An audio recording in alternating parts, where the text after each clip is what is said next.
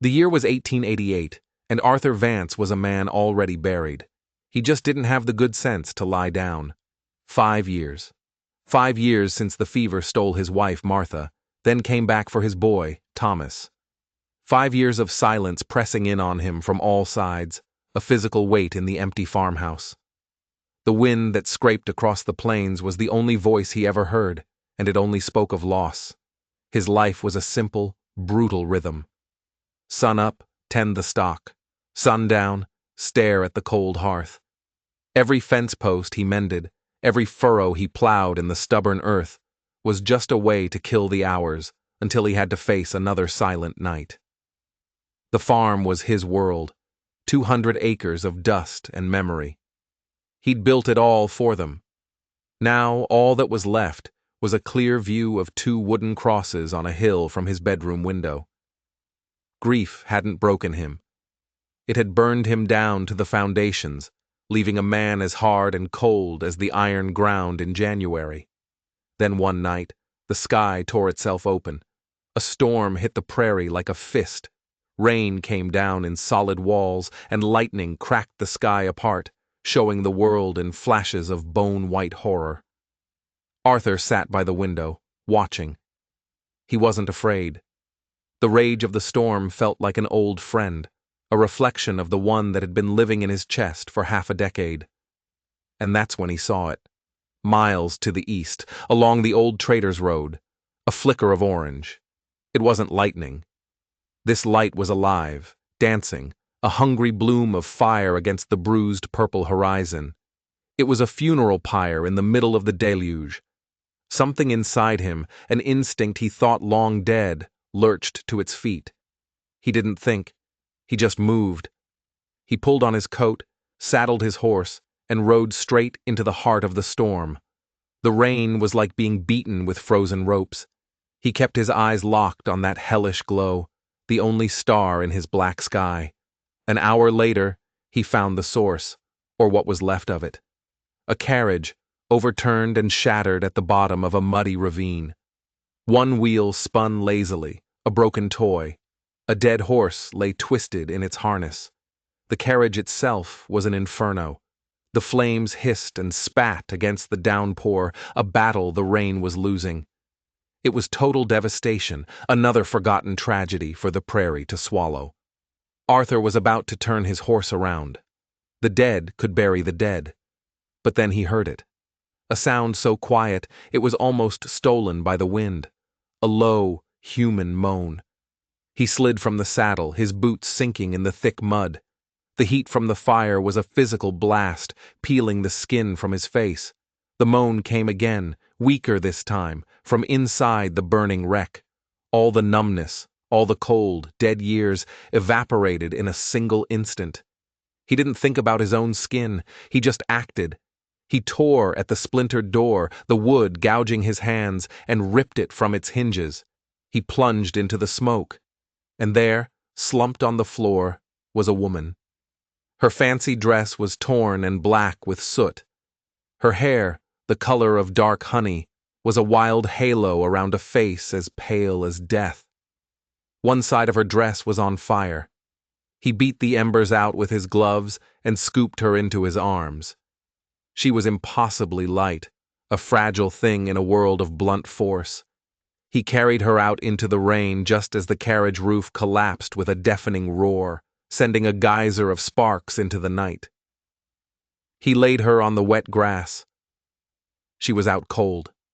A nasty gash on her temple bled freely, and a raw burn seared her forearm. Her breathing was a shallow, desperate flutter. He looked at her face. Even covered in grime and blood, there was a startling beauty to it, a delicacy that had no place in this savage land. He scanned the wreckage.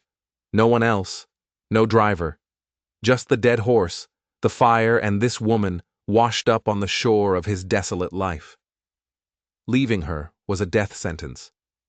Taking her was a complication his soul couldn't afford. The silence he had curated for 5 years was about to be shattered. He looked at her still form, at the faint pulse in her neck. He hadn't been able to save Martha. He hadn't been able to save Thomas. He would not fail again. With a sigh that carried the weight of 1,000 lonely nights, Arthur lifted her onto his horse, settling her in front of him.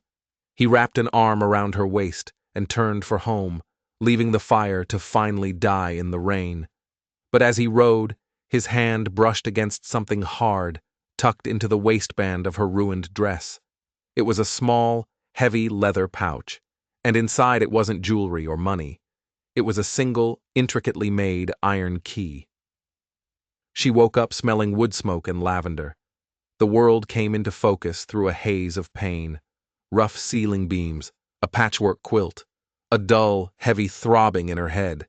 She tried to sit up, and the room spun violently. Be still. The voice was deep, rough, like rocks grinding together.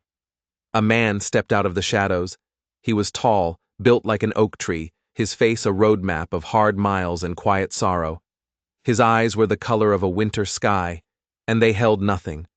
No pity, no curiosity. Just a flat, empty gray. "Where am I?" she whispered.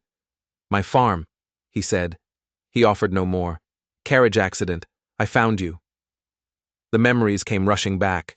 The lurch, the splintering wood, the heat, the smoke. The face of the driver, his eyes wide with terror just before the world went black. "The driver," she began. "Dead," the man said. The word was a stone, dropped into a well. "You were alone." Alone. The word chilled her to the bone. She looked down and saw she was in a plain cotton nightgown, much too large for her. Her own expensive dress was gone. "Your clothes were burned," he said, reading her thoughts. He gestured to a small table. "Broth. Water. When you're ready." He turned to go. "Wait!" she called out, her voice a little stronger. "Thank you. You saved my life." He paused at the door but didn't turn. He just grunted, a sound that could have meant anything. And then he was gone. She was left alone in the crushing silence of the house, her mind a storm of fear and confusion. Her name was Clara Prescott, and she was a runaway. Now she was a survivor, too. Indebted to a grim stranger who looked at her like she was just another piece of broken equipment he'd dragged in from the field. But as she lay there, her hand instinctively went to her waist. The pouch. The key. They were gone. The first few days were a blur of pain. The man, Arthur, tended to her wounds with a detached efficiency. He cleaned the gash on her head and dressed the burn on her arm without a single wasted movement. His touch firm but strangely gentle. He never spoke a word of comfort. He would bring her food and leave, the silence he left behind ringing in her ears. The house was clean but stark, stripped bare of any joy. The only personal item was a single faded photograph on the mantelpiece. A smiling woman holding a small boy. A house of loss. Just like her own life was about to be. Once she was strong enough to walk, she found her pouch and key placed neatly on the small dresser in the corner of the room. He hadn't stolen them. He had just moved them. It was unsettling. He saw everything. She couldn't just be a burden. "I want to help," she announced one morning. He barely looked at her. "You're not well enough." "I am," she insisted, a spark of the defiance that had made her run in the first place. "Please, let me earn my keep." He studied her soft, uncalloused hands, and a flicker of something, pity or maybe disdain, crossed his face. He sighed, a sound of profound weariness, and pointed to a pile of mending. "Needle and thread are in the tin box." It was a start. She sat by the window, fumbling with the rough fabric of his workshirt. Her stitches were a clumsy mess. She pricked her finger and swore under her breath. Across the room, she felt his eyes on her, watching, judging. He said nothing. Slowly, a new routine settled. She learned to knead bread, her hands growing tough. She fed the chickens. She learned the quiet rhythms of his life. In the evenings, they ate in silence. But it was a different silence now. It was shared. One night, a nightmare ripped her from her sleep. She woke up with a gasp, the phantom sensation of her fiancé's cold hands on her skin. The door creaked open. Arthur stood there, a shadow in the moonlight. "You were crying out." She couldn't speak, just wrapped her arms around herself, trembling. He came back with a cup of water, his fingers brushing hers as he handed it to her. The contact was warm, solid, grounding. "Bad dreams," she finally managed. He lingered in the doorway. "I get them too," he admitted, the words so quiet she almost missed them. It was the first crack in his armor. She looked toward the darkened photo on the mantel. "Your wife?" she asked gently. He was quiet for a long time. "And my son," he said, his voice thick with an old, raw pain. "Fever, 5 years ago." "I'm so sorry, Arthur." He just nodded and retreated, closing the door. But something had changed. He had shown her his wound. The next day, she told him pieces of her own story. Not the whole truth, not yet. But she told him about the gilded cage, the suffocating expectations, the man her father wanted her to marry. He listened, his silence no longer indifferent, but understanding. The lonely farmhouse began to feel like a sanctuary. But sanctuaries are made to be broken. A month after she arrived, their supplies ran low. The town of Redemption was a full day's ride away. Arthur had to go. "I'll be back by nightfall tomorrow," he said, his voice gruff. He wouldn't look at her. "Keep the door bolted. Don't open it for anyone." His gaze was intense. "I mean it, Clara. Anyone." She watched him ride away until he was just a speck on the horizon. The old, heavy silence came rushing back in. She bolted the door and tried to keep busy, but a thick sense of dread clung to her like a shroud. In Redemption, Arthur moved through the general store, gathering supplies. He hated the town. It was a place of whispers and judging eyes. As he was paying, he saw a piece of paper tacked to the wall, a notice he hadn't seen on his last trip. His blood turned to ice. It was a bounty poster. A sketch of a woman's face stared back at him, a face he saw every morning across his own kitchen table. It was Clara. Below the image, the words were a death sentence. Wanted for return. $1,000 reward. It named her Clara Prescott, daughter of a Philadelphia industrialist. And then the poison. Subject is of a delicate constitution, prone to fits of hysteria and fanciful delusions. To be returned with or without her consent to the custody of her father, Elias Prescott. Direct information to the Pinkerton Detective Agency, $1,000. It was a fortune. Enough to change everything. Enough to hire help, buy new stock, live without the constant weight of impending failure. All he had to do was send a wire. The sour taste of betrayal rose in his throat. He thought of her quiet strength, the terror in her eyes during her nightmares, the sound of her rare laughter that was just beginning to heal the cracks in his silent world. Fanciful delusions. It was a lie, a cage made of words. This wasn't a search. It was a hunt. He ripped the poster from the wall. "Know her?" the storekeeper asked, his eyes gleaming with greed. "No," Arthur growled, just tired of seeing trash cluttering up the town. He threw his money on the counter and stalked out, the crumpled paper burning in his fist. The ride home was torture. The money sang its siren song, promising an easy life. But turning her in meant sending her back to the monster she'd fled. It meant becoming one of them. By the time he saw his farmhouse, a dark shape against the dying sun, he knew he had no choice. He also knew their lives had just become infinitely more dangerous. He found her pacing in the main room, her face lighting up with relief when she saw him. He said nothing. He walked to the table and smoothed out the crumpled poster. The color drained from Clara's face. She stared at her own likeness, at the lies printed beneath it.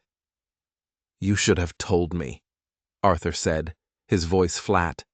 Tears welled in her eyes, but she fought them back. Her chin lifted. "Would you have believed me?" she challenged, her voice trembling. "Or would you have believed the $1,000? "I'm asking you now," he said, his voice quiet, intense. "Tell me the truth." And so she did. The whole ugly story.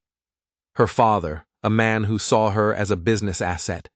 The arranged marriage to a man named Shaw, a cruel predator twice her age. The marriage wasn't a merger, it was a gag order. "He locked me in my room when I refused," she whispered. "He said I'd learn to be obedient. I knew he would break me, so I ran." She explained how she paid a driver to take her west, as far as her hidden jewelry would take them. Just away, anywhere. Arthur listened, his stony expression never changing, but something in his eyes softened. He didn't see a hysterical girl. He saw a cornered animal fighting for its life.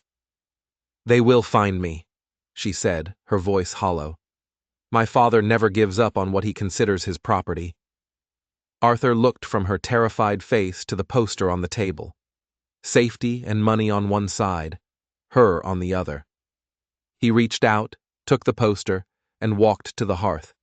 He tossed it into the embers. They watched together as her face curled, blackened, and turned to ash. "Let them come," Arthur said, his voice a low rumble of defiance. He turned to face her, and for the first time she saw not just a rescuer, but a protector, an ally. "This is my land. They're not welcome here." But as the last of the paper vanished, a sickening thought struck Clara. She'd told him about her father, about Shaw, about running away. She hadn't told him about the key, and she hadn't told him what it opened. The waiting was a special kind of hell. Every gust of wind sounded like horses. Every shadow looked like a man. They turned the farmhouse into a fortress. Arthur cleaned his rifle and the old shotgun that had been his father's. He showed Clara how to use the shotgun, her hands surprisingly steady. They barricaded the doors and windows at night, living in a self-imposed prison. In that shared crucible of fear, the last of the walls between them turned to dust. They talked for hours. He told her about Martha's laugh. She told him about her dream of opening a small bookshop. Two broken people, finding the missing pieces of themselves in each other. One evening, she reached across the table and put her hand on his. He turned his own over and laced his fingers through hers. A silent pact. They came at dusk, 3 weeks later. Arthur saw them first. 3 riders against the blood-red sunset, moving with the cold purpose of wolves. "They're here," he said, his voice deadly calm. "Go to the bedroom, bar the door, keep the shotgun. Don't come out, no matter what." "No," she said, her voice shaking but firm. "I'm not hiding. We do this together." He looked at her, at the terror and resolve warring in her eyes, and gave a single sharp nod. Together. One of the riders, a man with a narrow, cruel face, dismounted and walked forward. "Arthur Vance," he called out. "My name is Donovan. I'm here on behalf of Mr. Elias Prescott. We just want the girl. No need for anyone to get hurt." Arthur stepped onto the porch, rifle in hand. "There's no girl here. You're on private property. Leave now." Donovan laughed, a sound like scraping metal. $1,000 says you're lying, farmer. We can do this the easy way or the hard way." "The only way you're leaving is the way you came," Arthur said, his voice dangerously low. "Turn around." Donovan's smile vanished. "Hard way it is." He drew his pistol with impossible speed. Arthur dropped as a shot splintered the wood where his head had been. The siege began. It was chaos, gunfire, and smoke. The other 2 bounty hunters spread out, trying to flank the house. Arthur returned fire, measured and precise. One of the men made a run for the barn. Arthur fired, but the man was too fast. A moment later, an orange glow flickered in the hayloft. "He's trying to burn us out," Arthur yelled. The smell of smoke, the memory of the carriage. Clara's heart seized. But this time, she wasn't a victim. She grabbed the shotgun and ran to the back window. She saw the second bounty hunter creeping along the side of the house. She took a deep breath, aimed, and pulled the trigger. The shotgun bucked, and the man screamed, clutching a leg torn apart by buckshot. Outside, Arthur saw his chance. One man down, one busy with the fire. Only Donovan was left. He vaulted over the porch railing, sprinting for the cover of a water trough. Donovan emerged from the barn, firing, bullets kicking up dirt at Arthur's feet. A searing pain tore through Arthur's side. He stumbled. A bullet had grazed his ribs. Gritting his teeth against the hot slick of blood, he raised his rifle and fired. The shot was true. Donovan cried out, his pistol clattering to the ground as he clutched a shattered shoulder. It was over. The bounty hunters fled into the darkness. Silence fell, broken only by the crackle of the fire and Arthur's ragged breaths. Clara rushed out. "Arthur, you're hurt!"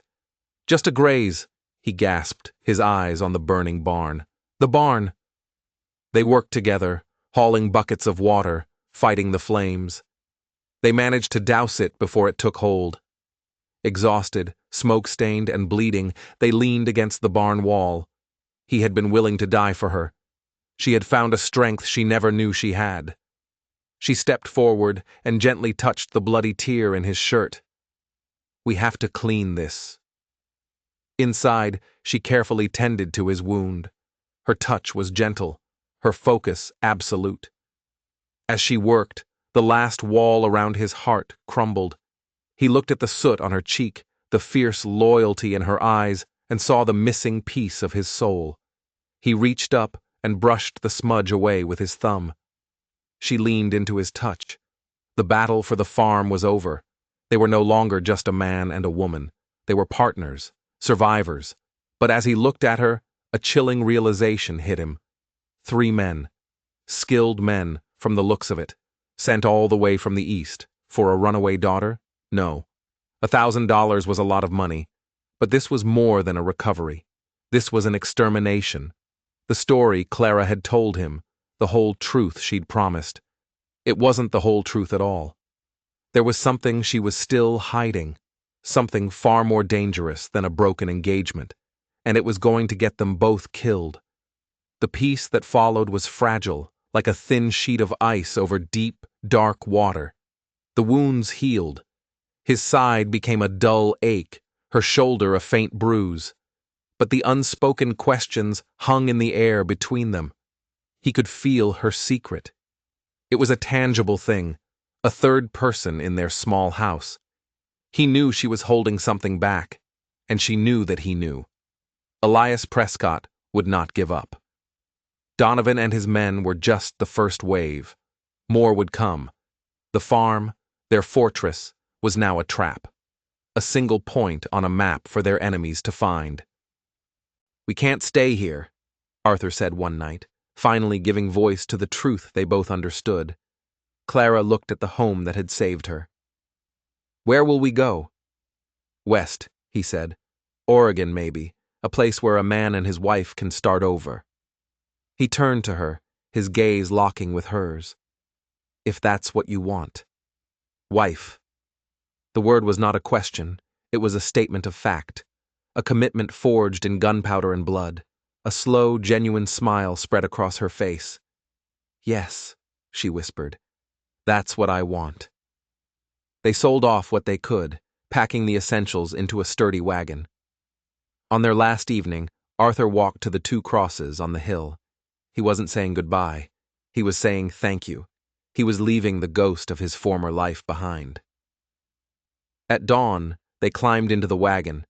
He took the reins, and Clara sat beside him, her hand on his arm. He looked at the woman who had crashed into his life and burned his solitude to the ground. He clucked to the horses, and the wagon rolled forward, leaving the farm behind forever. He didn't look back. His home was now the woman sitting next to him. 2 days into their journey, as they were setting up a cold camp for the night, he finally confronted her. He took the iron key from his coat pocket, the one he'd found on her the night of the fire, and held it out. "What is this, Clara? What is the real reason your father wants you back so badly that he'd send killers?" Tears streamed down her face, silent and heavy. "It's not just me he wants back," she choked out. "It's what the key opens." She explained that her father and her fiancé, Mr. Shaw, weren't just powerful industrialists. They were criminals on a scale he could barely imagine. They were selling faulty rifles to the U.S. Army, a secret and treasonous deal with a corrupt senator that had already cost dozens of soldiers their lives in skirmishes out west. She had stumbled upon the ledgers, the proof of their entire operation. "I didn't take the ledgers," she said, her voice trembling. "I couldn't, but I knew where they were. Before I fled, I took everything from my father's secret safe. And I replaced it with a note." "A note?" Arthur asked, his gut tightening. It said, "I know everything. The next time you see me will be in a federal court." She finally looked at him, her eyes wide with the terror of her own gamble. "The key isn't for a box with evidence in it, Arthur. The key is for a safe deposit box in a bank in St. Louis. I sent the ledgers there ahead of me with the only person I thought I could trust, the driver of the carriage. He was supposed to meet me there." Arthur felt the blood drain from his face. The driver, the man found dead in the wreckage. "Clara," he said slowly. "The accident. It wasn't an accident, was it?" She shook her head, a sob escaping her lips. "They must have found out about him. They ran us off the road. They killed him to get the key." But there was a problem with her story. A terrible, gaping hole. Arthur remembered the scene perfectly. He had searched the carriage, the driver's body. There was no key. Donovan and his men hadn't found it, because she had it the whole time, which meant they didn't know about the key. They hadn't been looking for it. They had been sent to do something much simpler, to kill her, to silence the only witness before she could ever reach St. Louis. And her note, her brave act of defiance, had just turned a manhunt into an execution order. The race wasn't to get her back. It was to put her in the ground. And now he was in the ground with her. The prairie was no longer a symbol of freedom. It was a killing field. Every distant rider, every campfire in the night, was a potential threat. Arthur's past, the one he had tried to bury on his farm, came roaring back. He wasn't just a farmer anymore. He was the man he used to be, a man who knew how to watch his back trail, how to read the signs, how to disappear. A week later, they found the proof they were being followed. Arthur spotted it at dawn. A glint of light on a high ridge behind them, miles back. A spyglass. They were being tracked, professionally. They weren't just sending bounty hunters anymore. This was the Pinkertons. Relentless. Unstoppable. "We have to get off the main trail," he said, his voice grim. "We'll lose time, but they're expecting us to make for St. Louis. We have to go where they won't look." He turned the wagon north, into the harsh, unmapped Badlands. It was a brutal, punishing detour. The days were a blur of heat, dust, and dwindling water.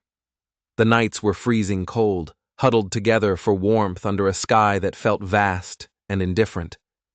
Clara proved tougher than he ever imagined.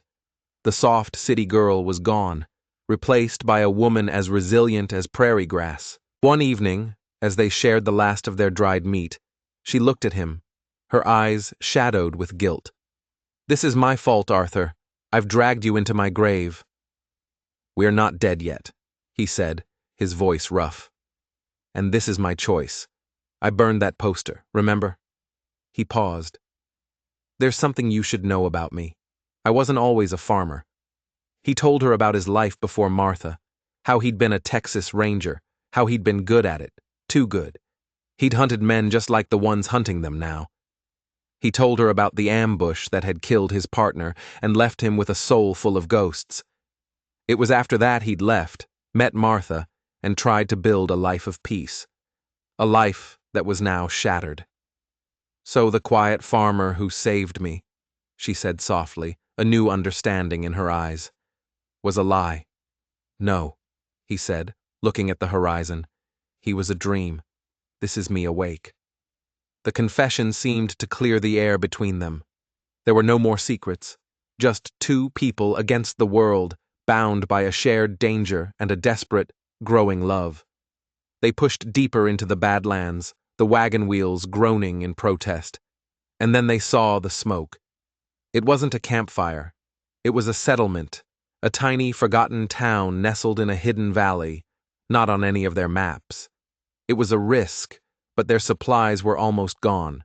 They had no choice. The town was called Haven, a collection of ramshackle buildings and suspicious eyes. The people there were outcasts, deserters, people running from something, just like them. They were led by a man named Jebediah, a charismatic, one-eyed preacher who spoke of Haven as a sanctuary from the wicked world.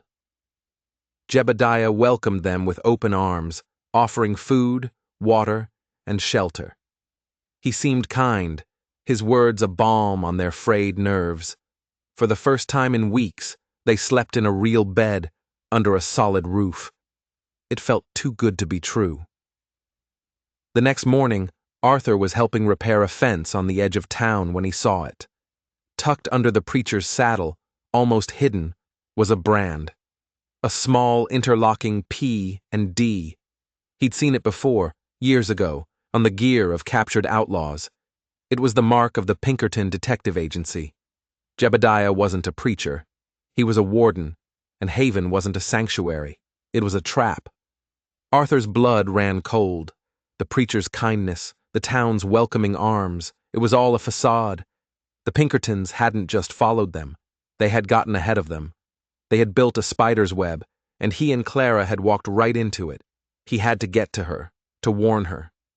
He dropped his tools and started back toward the center of town, trying to look casual, his heart hammering against his ribs. But it was too late. As he rounded the corner of the main street, he saw Jebediah standing on the steps of the church, and next to him were two armed men Arthur recognized from the town. They were holding Clara, her arms pinned behind her back. Jebediah's benevolent smile was gone, replaced by a look of cold triumph. "Arthur Vance," he called out, his voice no longer warm and welcoming, but sharp as a razor. "Former Texas Ranger. It took us a while to identify you. You've caused Mr. Prescott a great deal of trouble." Clara struggled against her captors, her eyes wide with terror. "Arthur, run!" Now, Miss Prescott," Jebediah said smoothly. "There's nowhere to run. Haven has a way of holding on to people." He gestured around the valley. "All these lost souls? They're informants, fugitives we've caught and given a choice. Help us or hang." They made the smart choice. The whole town, every friendly face, every helping hand, had been a lie. They were prisoners, not guests. Arthur's mind raced. He was unarmed, surrounded. A direct assault was suicide. He had to play their game. "What do you want?" Arthur asked, his voice steady, betraying none of the fury raging inside him. "Mr. Prescott wants his daughter," Jebediah said, "and he wants the key she's carrying. He's a man who likes his property returned." His gaze hardened. "He also authorized me to offer you a deal. You're a valuable man, Vance. A man like you could be very useful to the agency. Walk away now and there's a place for you. A full pardon for your desertion from the Rangers, and a bonus." He was offering Arthur the one thing he couldn't have, a way out, a way back to a life. All he had to do was sacrifice Clara. Arthur looked at Clara, at her defiant, terrified face. He thought of his quiet farm, of the silence he had once craved. It was a tomb. Clara was life. "I'm not going anywhere without her," he said. Jebediah sighed dramatically. "I was afraid you'd say that. Such a waste." He nodded to his men. "Lock them up, separately. They'll be more cooperative after a night alone in the dark." Arthur didn't resist as they dragged him toward a small, windowless shack that served as the town's jail. He needed time to think. As they shoved him inside, he caught one last glimpse of Clara being taken into the church. Her eyes met his across the dusty street, and in them he saw not despair, but a silent, desperate plea.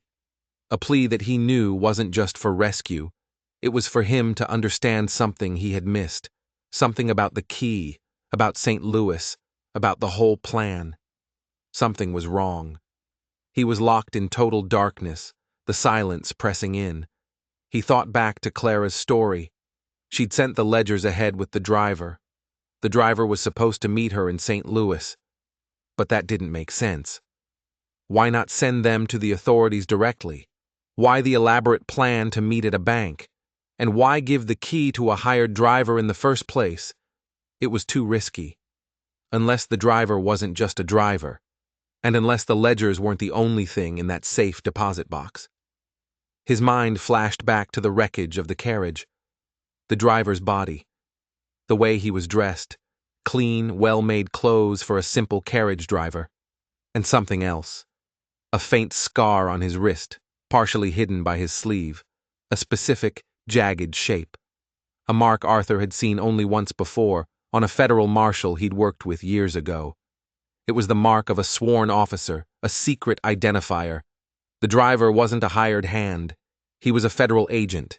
He was Clara's contact, her protection. The entire escape had been a planned extraction. And Elias Prescott hadn't just sent killers after his daughter. He had sent them to assassinate a federal officer. That's why the Pinkertons were involved so heavily. This wasn't a family matter anymore. This was treason. And then the final piece clicked into place, cold and sharp. The bank in St. Louis. It wasn't just a random meeting point. Clara's mother had been from St. Louis. She had family there, a powerful family of lawyers and judges her father had cut her off from after their marriage. A family Elias Prescott feared. The safe deposit box didn't just contain the ledgers. It contained a signed affidavit from Clara, witnessed by the federal marshal, along with a letter addressed to her uncle, a federal judge. The key wasn't just a key. It was a trigger. It was the one thing that could bring her father's entire criminal empire crashing down. That's what Clara had been trying to tell him with that last, desperate look. The stakes were higher than he could have possibly imagined. And Jebediah had no idea. He thought he was just retrieving a runaway girl and some stolen papers for a rich client. He didn't know he was standing on a powder keg with a lit fuse. Arthur had his weapon. Not a gun, but the truth. He just had to figure out how to use it before they were both silenced for good. He spent the night planning, using the skills he thought he'd left behind in Texas. He examined the crude jail, the wooden bars, the lock. By dawn, he had a plan. It was risky, almost suicidal, but it was all he had. When one of Jebediah's men brought him a tin plate of stale bread and water, Arthur was ready. The man was careless, overconfident. As he slid the plate through the bars, Arthur moved. He grabbed the man's arm, yanking him hard against the door, while simultaneously kicking the door itself. The rusty hinges groaned, and the lock, poorly set in the soft wood, splintered. Arthur was out. He disarmed the stunned guard in seconds and slipped out into the gray light of dawn. The town was quiet. He needed to get to Clara. He crept along the shadows, making his way to the church. He found her locked in a small vestry room at the back. The lock was sturdier, but he found a discarded iron pry bar near a woodpile. With his back screaming in protest, he managed to lever the door open. She rushed into his arms. "I thought—" "Later," he whispered. "We have to get out of here. But first we're changing the game." He told her what he'd figured out. The marshal, her family in St. Louis, the true nature of the evidence. He saw the flicker of hope in her eyes. "How did you know?" "You told me," he said, with a look. They couldn't just run.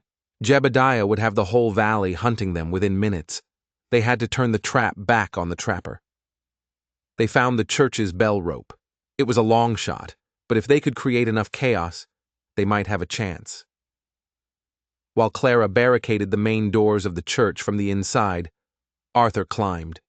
He scaled the rickety ladder into the belfry, the cold wind whipping at him. Below, the town was beginning to stir.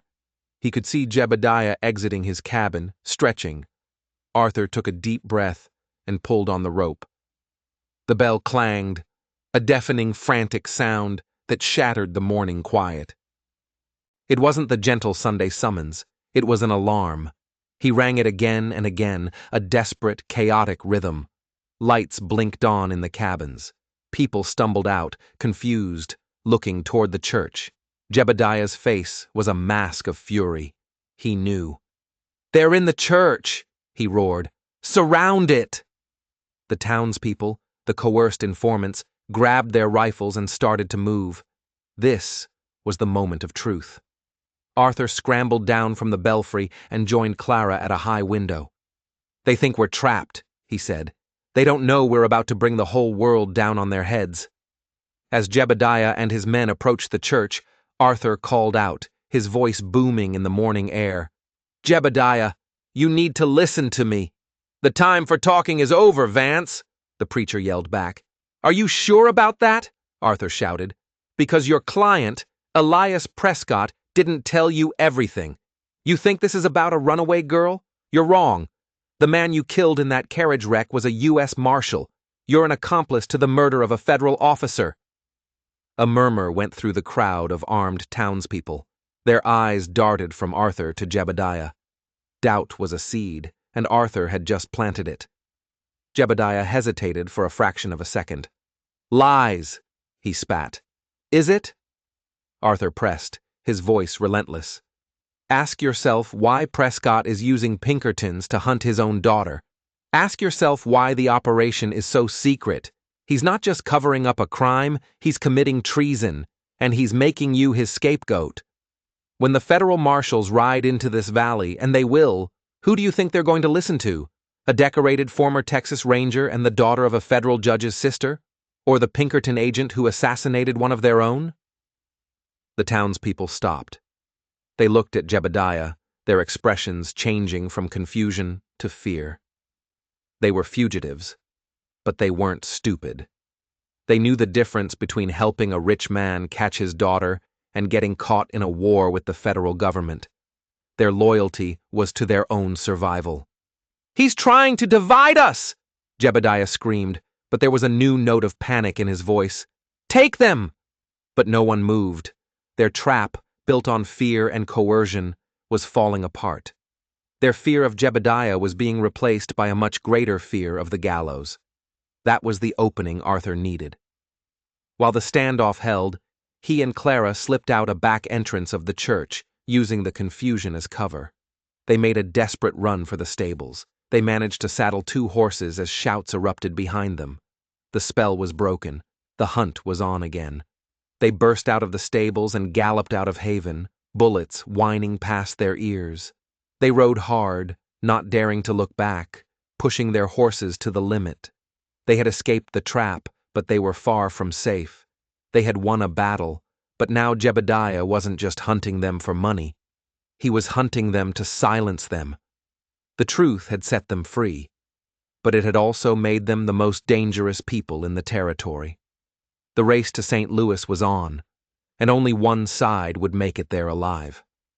If you enjoyed this story, don't forget to hit that subscribe button and ring the bell for more tales of justice from the wild frontier.